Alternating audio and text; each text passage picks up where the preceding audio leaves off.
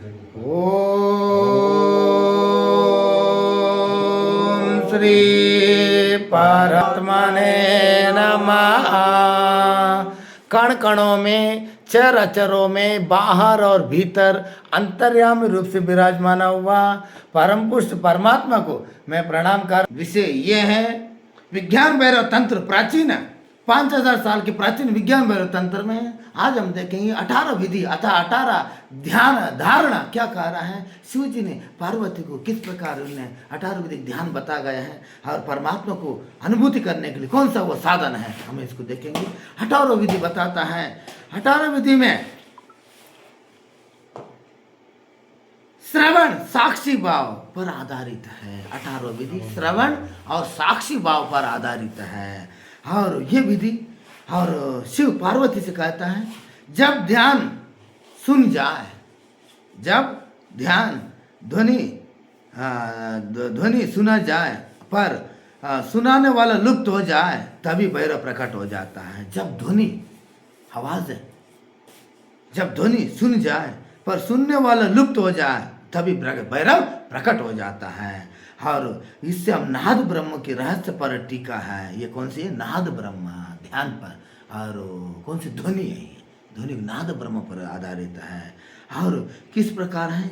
एक शांत में बैठ जाओ और जहाँ भी वो स्थित हो बैठ जाओ, आँख खुले बंद, कोई ध्वनि टिकाओ, आसपास शब्द आप ध्यानों को सुनो, ध्वनियों को सुनो। ध्यान में ध्वनि का आवाज़ आ रहा है, कोई पक्षी की आवाज़ आ रहा है, कोई जल की आवाज़ आ रहा है। तो नदी किनारे बैठो, जल की कल कल कल आवाज़ सुनो। पेड़ के नीचे बैठा हो, कोई पक्षियों की पिल पिल पिल आवाज़ सुनो और वायु की आवाज़ सुनो, जैसे हवा चल रहा है और सुनो। हाँ, पंछी, हवा, वाहन, सांस, हृदय, धड़कन, एक एक ध्यान पकड़ा नहीं, किसी को छोड़ना भी नहीं, सब सुनो सुनो।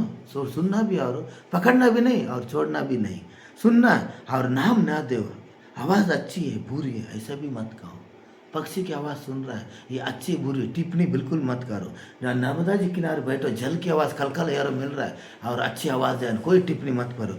केवल शुद्ध सुनने लग जाओ। क्या करने लग जाओ? वो ध्वनि को, आवाज़ को सुनने लग जाओ। कुछ समय के बाद अनुभव हो जाता है और ध्वनि आते ही जाते रहता है। इसके बाद में आवाज़ है आपके अंदर आते जाते रहता, कोई फर्क नहीं पड़ा।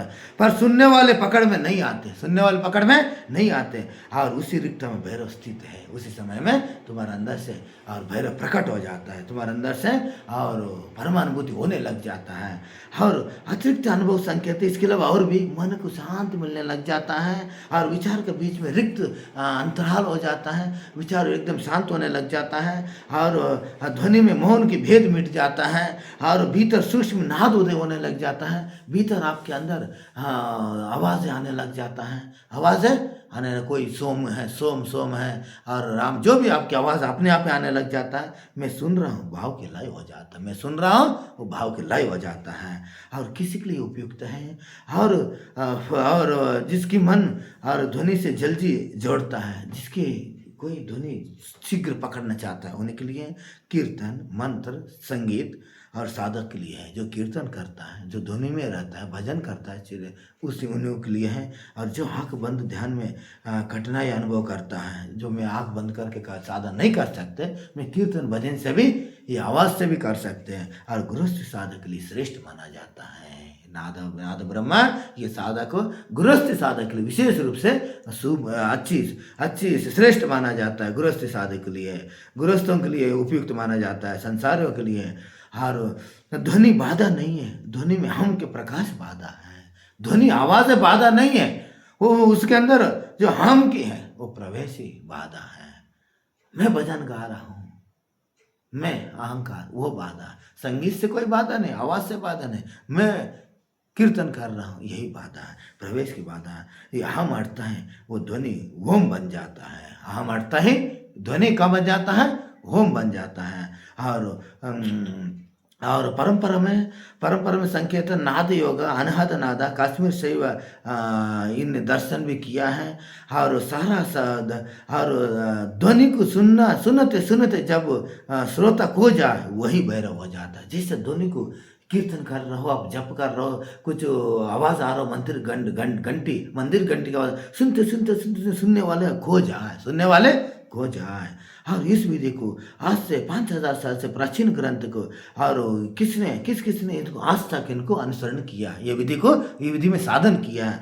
और 18 विधियों की, और आदिकाल से शिव से लेकर ऋषि परंपरा तक शिव ने पार्वती संवाद में स्वयं शिव जी ने पहले नाद ब्रह्म को उपदेश दिया। प्रथम शिष्य पार्वती के लिए उपदेश दिया, फिर नाद ब्रह्म तक जाने की द्वार बता गया। शिव जी ने कहा बताया पार्वती को, नाद ब्रह्म तक जाने की द्वार कहा गया। और इसी प्रकार वैदिक ऋषि नाद ब्रह्म परंपरा में वैदिक ऋषि वाक और श्रुति की साधना, मांडको नाद बिंदु और ध्याना बिंदु उपनिषद में श्रवण मध्य में अहम लय के अभ्यास इनने कहा है। और शैव तांत्रिक परंपरा में प्रमुख आचार्य वसुगुप्ता, सोमानंदा, उत्पल देव, अभिनय गुप्ता ने भैरव की इस विधि को नाद में लय द्वारा प्रतिज्ञ कहा है, प्रत्यभिज्ञ कहा है। और नाथ परंपरा में मुख्यतः मच्छेंद्र नाथ जी, गुरु गोरखनाथ जी, चरपटनाथ जी अठयोग साधन में भीतर पे ध्वनि पर ध्यान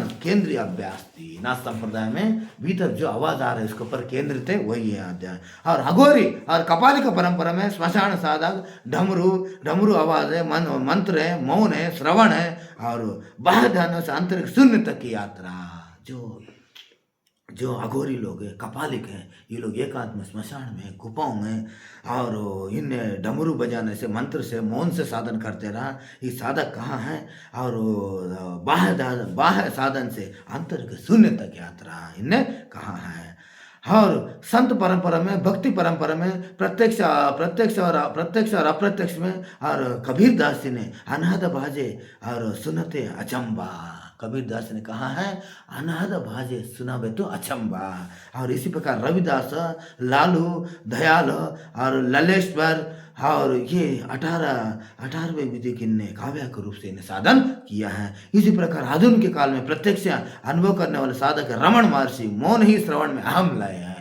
रमण महर्षि ने साधन के लिए जोर दिया है और निसर्ग दत्त महाराज ने भी दिया है, स्वामी लक्ष्मण जी ने दिया है। इसके बाद रोसो रजनीश भी और विज्ञान प्रस्तुत प्रवचन ने दिया है। इसी सभी लोग की सुनने वाले लय मुख्य तत्व रहा है। सभी लोग का है सुनने वाले लय। और 18 परम सत्य परम तथ्य और 18 विधि को हजारों साधा पर गिनचुन लोग नाम बचा है।